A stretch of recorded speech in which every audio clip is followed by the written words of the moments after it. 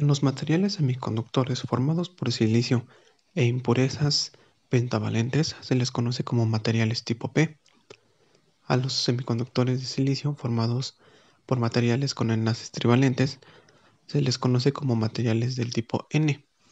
En este caso, a la unión de dos del tipo P y del tipo N se les conoce como diodos, que es lo que usaremos en esta práctica. En este primer diseño utilizaremos el diodo 1N4004. Conectamos el diodo de forma directa en serie con una resistencia de 1000 ohms. Después, desde 0 hasta 5 volts, procedimos a medir cuánto voltaje tenía el diodo. Cabe aclarar que esta medición se hace en paralelo. Posteriormente se realizaron las mediciones de las corrientes. En este caso, pues al inicio no marcó corriente. En 0.1 volts marcó una corriente muy chiquitita. Sin embargo, cuando llegamos a 0.7 volts, que es el voltaje de ruptura del diodo, pues ya comenzó a marcar cada vez una corriente más alta, llegando casi hasta el ampere, cuando el voltaje era de 5 volts. En este circuito ahora el diodo se polariza en inversa. Cuando comenzamos a realizar las mediciones de voltaje, nos dimos cuenta que pues prácticamente el diodo entregaba el voltaje de la fuente, salvo por algunas pequeñas variaciones que se deben pues a las pérdidas de los conductores. Ahora cuando medimos la corriente desde 0 y hasta los 5 volts, pues aparece que no hay corriente, ya que el diodo al estar polarizado en inversa pues no permite el paso de la corriente en ese sentido. En esta gráfica se representa cómo va cambiando la corriente respecto al voltaje.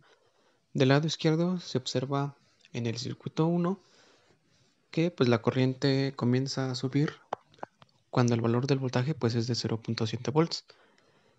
Sin embargo, para el circuito 2 pues la corriente no tiene cambio, ya que pues está polarizado en inversa y ahí la corriente en ese sentido pues no pasa. Para este experimento usamos el diodo Zener. Comenzamos midiendo el voltaje.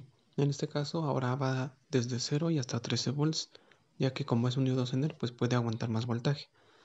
Sin embargo, ya cuando llegamos a las últimas mediciones, pues pudimos notar que el voltaje se mantenía en 0.7 volts. Al medir la corriente, pues desde un inicio comenzó a mostrar cifras significativas. Esto se debe pues, a que el voltaje de ruptura está en 0.7 y pues la primera medición fue en 1 volt. Para este último ejercicio también se utilizó el diodo Zener, sin embargo pues este se colocó en inversa. Al iniciar las mediciones de voltaje, pudimos notar que el voltaje iba subiendo desde los milivolts hasta los volts. Sin embargo, cuando ya llegamos más allá de los 5 volts, el voltaje se mantenía en ese valor y variaba por muy pocas décimas.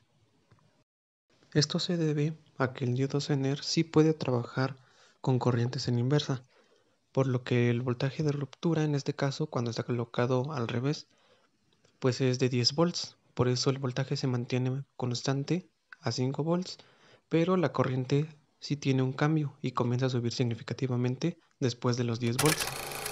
Esta es la gráfica del diodo Zener. A la izquierda se encuentra el diodo polarizado en directa y pues es corriente contra voltaje.